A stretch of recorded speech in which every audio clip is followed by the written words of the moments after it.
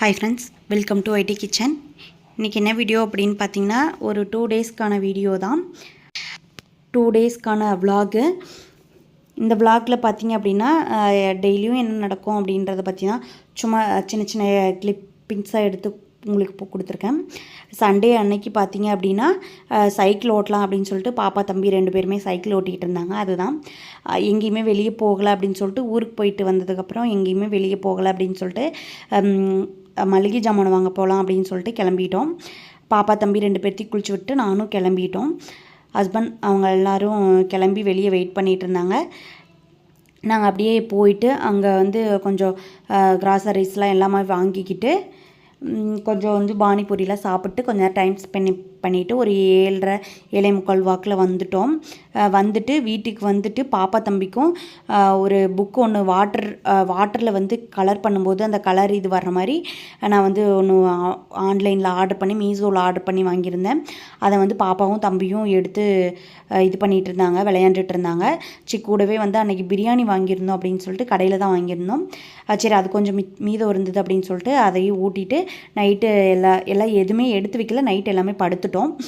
காலையில் எந்திரிச்சிட்டு பார்த்திங்க அப்படின்னா மண்டே அன்னைக்கு வீடெல்லாம் கூட்டி துடைக்கணும் அப்படின்னு சொல்லிட்டு காலையில் நேரமே எந்திரிச்சிட்டு துணி துவைக்கல, அடுத்த நாள் துவைச்சிக்கலாம் அப்படின்னு சொல்லிட்டு நேரமே சமையல் வேலையெல்லாம் முடிச்சாச்சு. சமையல் வேலையெல்லாம் முடிச்சுட்டு வீடெல்லாம் கூட்டி விட்டுட்டேன். பாப்பாவும் தம்பியும் வெளியே விளையாட சொல்லிவிட்டு வீடெல்லாம் கூட்டி விட்டுட்டு பாத்திரம்லாம் கழுவி எல்லாமே எடுத்து வச்சுட்டு வீட்டை தொடச்சி விட்டுட்டு பாப்பாவும் தம்பிக்கும் குளிச்சு விட்டுட்டேன். தலைக்கு குளிச்சுட்டு நானும் தலைக்கு குளிச்சுட்டு அதுக்கப்புறம் தான் உட்காந்து சாப்பிட்டோம். வெண்டங்காய் குழம்பும் அன்றைக்கி பீட்ரூட் பொரியலும் பண்ணியிருந்தேன்.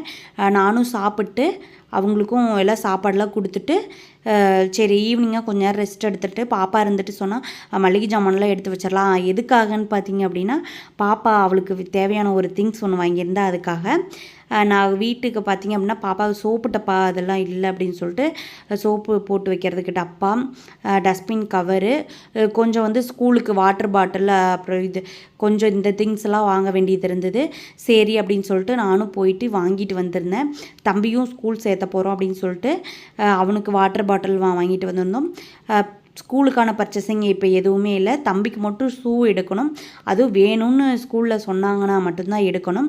அதனால் பாப்பாவுக்கு தேவையான திங்ஸு, அப்புறம் தம்பி ஸ்கூல் போக ஆரம்பிச்சிட்டான் அப்படின்னா ஸ்பூன்ஸ் வேணும் அப்படின்னு சொல்லிட்டு வீட்டில் கொஞ்சம் தான் இருந்தது அப்படின்ட்டு நான் ஒரு 4 ஸ்பூன் வாங்கியிருந்தேன். இந்த மிட்டாய் வந்து உங்களுக்கு ஞாபகம் இருக்கான்னு சொல்லுங்கள். 90s கிட்ஸாக இருந்தீங்க அப்படின்னா உங்களுக்கு ஞாபகம் இருக்கும். இது வந்து சூட மிட்டாய்னு சொல்லுவாங்க. இது வந்து கம்மர்கட்டு. இந்த கம்மர்கட்டுலாம் நான் ஸ்கூல் படிக்கும்போது 50 பைசா 4 அப்படின்னு சொல்லி வித்துட்டு இருந்தாங்க. எத்தனை பேர்த்துக்கு ஞாபகம் இருக்குதுன்னு சொல்லுங்கள். இதெல்லாம் பார்க்கும்போதே அந்த ஸ்கூல் டேஸ் ஞாபகம் தான் வரும். பாப்பாவுக்கு பார்த்தீங்க அப்படின்னா இந்த குட்டி புக்கு மாதிரி ஒரு இது தான் வாங்கியிருந்தா.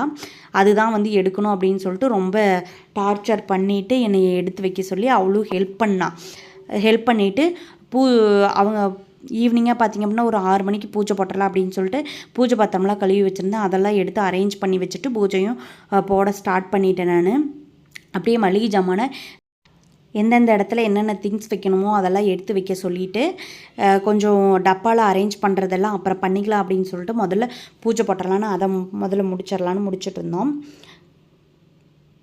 சாம்பிராணி போக ஃபுல்லாக வீடு ஃபுல்லாக காமிச்சிடலாம் அப்படின்னு சொல்லிட்டு சாமி கும்பிட்டு சாம்பிராணி போக வீடு ஃபுல்லாக காமிச்சிட்டேன்.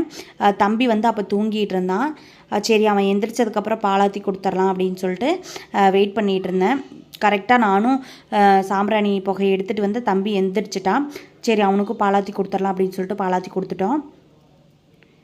கூடவே நான் வந்து டீ போட்டு கொஞ்சம் ரிலாக்ஸாக குடிக்கல அப்படின்னு சொல்லிட்டு பாப்பா தம்பிக்காக வெயிட் பண்ணிகிட்டு இருந்தேன். அவங்களுக்கு பாலாத்தி கொடுத்துட்டு நானும் டீ குடிச்சிட்டேன். தம்பி பார்த்திங்க அப்படின்னா ரொம்ப தூக்க கலக்கத்தில் இருக்கான். அப்போ தான் எந்திரிச்சு வந்தான். சாம்பிராணி போக வீடு ஃபுல்லாக காமிச்சிட்டு வீட்டுக்கு வெளியவும் கொஞ்சம் வச்சுருந்தேன். கொசு ரொம்ப ஓவராக தொல்லையாக இருக்குது அப்படின்னு சொல்லிட்டு கொண்டு போய் வெளியே வச்சுருந்தேன். பாப்பாட்ட பார்த்திங்க அப்படின்னா எடுத்து வச்ச திங்ஸை ஒவ்வொன்றா எடுத்து வச்சிரு அப்படின்னு சொல்லிட்டு பாப்பாவட்டையும் ஒவ்வொன்றா கொடுத்து அனுப்பிச்சி விட்டுட்டு நான் வந்து கொஞ்சம் அஞ்சரை பெட்டிலாம் வந்து கழுவ வேண்டியது இருந்து அதெல்லாம் கழுவி வச்சுட்டு பூ வாங்கிட்டு வந்திருந்தாங்க. அதை வந்து அதில் டப்பாவில் போட்டு ஃப்ரிட்ஜுக்குள்ளே அரேஞ்ச் பண்ணி வச்சுட்டேன். அரேஞ்ச் பண்ணி எடுத்து வச்சுட்டு கொஞ்சம் வேலைகள்லாம் கிச்சனில் இருந்தது. அதெல்லாம் முடிச்சு வச்சிடலாம் அப்படின்னு சொல்லிட்டு இது பண்ணிகிட்டு இருந்தேன். எல்லாத்தையும் வேகமாக எடுத்து வச்சுருந்தேன். அப்போ பார்த்திங்க அப்படின்னா கிச்சனில் ஃபுல்லாக கச்சமுச்சான் இருந்தது, அடுப்பு மேடை ஃபுல்லாக. சரி ஒரு டீ போட்டு குடிச்சிட்டு தாண்டா மறுவேளை அப்படின்ட்டு ஒரு டீ போட்டு குடிச்சிட்டு தான் இதெல்லாம் எடுத்து வைக்கணும் அப்படின்னு சொல்லிட்டு டீ போட்டுட்ருந்தேன். டீயும் குடிச்சிட்டு அதுக்கப்புறம் வேலை பார்க்கலாம். பக்கத்துலேயே வந்து வேலை செய்கிறப்போ ஃபேன் எடுத்து வச்சுக்கலாம் அப்படின்னு சொல்லிட்டு அந்த ஃபேன் பார்த்தோம் அப்படின்னா ஃபேன் ரெக்கை வேற கழண்டு விழுந்திருந்தது. அவங்க 2 பேர்த்துக்கும் பாலாத்தி கொடுத்து பிஸ்கெட் வேணும்னு சொல்லியிருந்தாங்க. பிஸ்கெட் கொடுத்துருந்தேன். அவங்க வந்து பிஸ்கெட் சாப்பிட்டுக்கிட்டே டிவியும் பார்த்துக்கிட்டே சாப்பிட்டுட்டு இருந்தாங்க.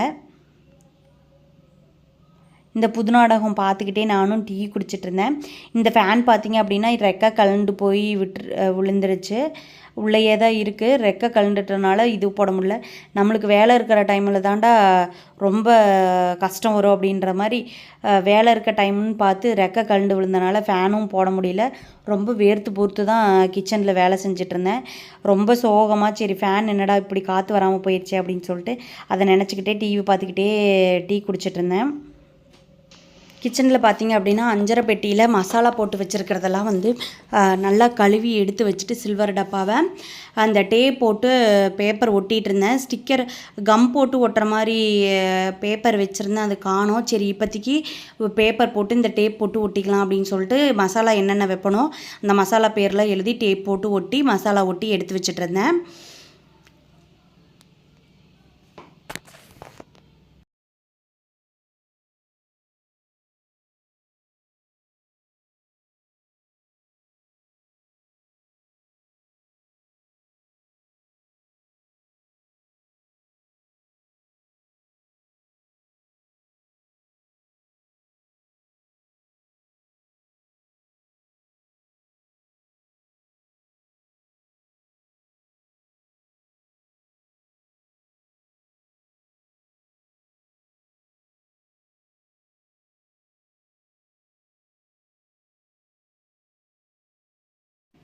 அந்த இதை அரேஞ்ச் பண்ணி வச்சுட்டு டப்பாலாம் வந்து என்னென்ன போட்டு வைக்கணுமோ சர்க்கரையெல்லாம் காலியாக இருந்தது.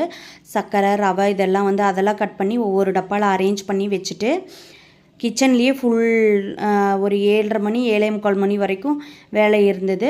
பெட்ரூமில் பார்த்திங்க அப்படின்னா பெட் கவர் விரிக்காமல் வச்சுருந்தேன். துணி கொஞ்சம் மடிக்காமல் வச்சுருந்தேன்.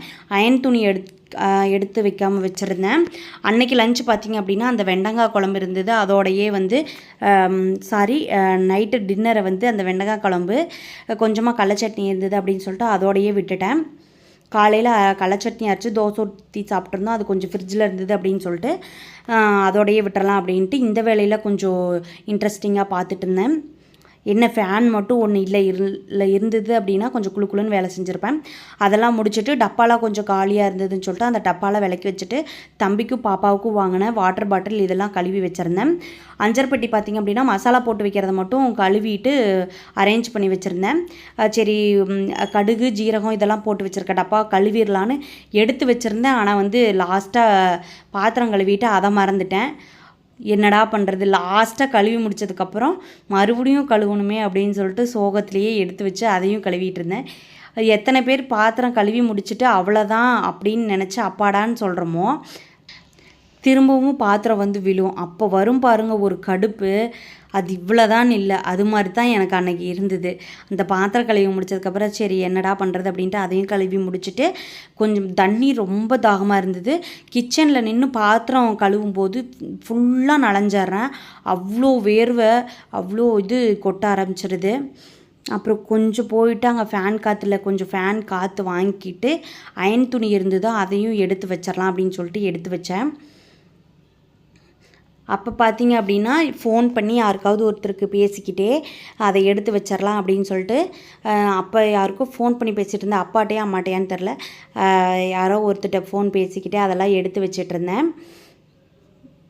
தம்பி இது பாப்பா இது இருந்தது, அதுவும் அயன் பண்ண கொடுத்துருந்தேன். அதுவும் எடுத்து பீரோவில் அரேஞ்ச் பண்ணி வச்சுட்டு இவங்க மேகி கேட்டாங்க அப்படின்னு சொல்லிட்டு தம்பி சேமியா கேட்டான், பாப்பா மேகி கேட்டால் தோசை ஊற்றணும் அப்படின்னா என்னம்மா தோசைன்னு சொல்கிறீங்க அப்படின்னு என்னவே கேட்குறாங்க அவங்களே திருப்பி. அதனால் சரி வாங்க மேகி கிளறி தரேன் அப்படின்னு சொல்லிட்டு மேகி கிளறி நானும் சாப்பிட்டு, கொஞ்சமாக சாப்பாடு இருந்தது குழம்பு ஊற்றி நானும் கடலை சட்னி போட்டு சாப்பிட்டு, பெட் கவர் விரிக்காமல் இருந்தது அப்படின்னு பெட் கவரை விரிச்சிட்டு தலகாணி உரையெல்லாம் போட்டு நீட்டாக அரேஞ்ச் பண்ணி வச்சுட்டேன். அன்றைக்கி வேலை பெண்டிங் பார்த்திங்க அப்படின்னா துணி மட்டும் மடிக்காமல் விட்டுட்டேன். கிச்சன்லேயும் போயிட்டு அங்கேயும் அவங்களாம் சாப்பிட்டதுக்கப்புறம் அதெல்லாம் எடுத்து கழுவி கிச்சனும் நல்லா அழகாக அரேஞ்ச் பண்ணி வச்சுட்டேன். ஃப்ரெண்ட்ஸ், இந்த வீடியோவை இதோடு முடிச்சுக்கிறேன். வீடியோ பிடிச்சிருந்து அப்படின்னா லைக் பண்ணி சப்ஸ்கிரைப் பண்ணி சப்போர்ட் பண்ணுங்கள். தேங்க்யூ ஃபார் வாட்சிங். இன்னொரு இன்ட்ரெஸ்டிங்கான வீடியோவில் சந்திக்கிறேன். அது வரைக்கும் டாட்டா, பாய் பாய்.